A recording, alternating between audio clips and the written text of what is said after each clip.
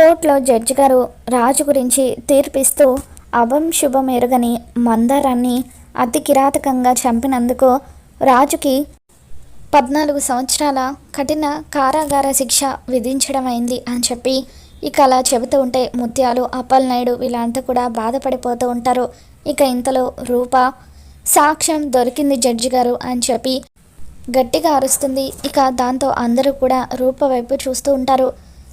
రాజుకి శిక్ష పడుతుందని చెప్పి అప్పటి వరకు విజయాంబిక, దీపక్ ఇద్దరు కూడా సంతోషపడిపోతూ ఉంటారు. ఒక్కసారిగా వాళ్ళు రూప వైపు చూసి షాక్లో ఉండిపోతారు. రూప వీల్ చైర్లో ఉన్న మందారాన్ని అలా తోసుకుంటూ కోర్టు లోపలికి వస్తూ ఉంటే క్షేమంగా ఉన్న మందారాన్ని చూసి సూర్యప్రతాప్, రాజు, అప్పలనాయుడు, ముత్యాలు వీళ్ళంతా కూడా సంతోషపడిపోతూ ఉంటారు. ఇక మొత్తానికి అలా రూప అయితే రాజుకి శిక్ష పడకుండా కాపాడుకుంది. మరి ఈ వీడియో మీకు నచ్చినట్లయితే తప్పకుండా లైక్ చేయండి.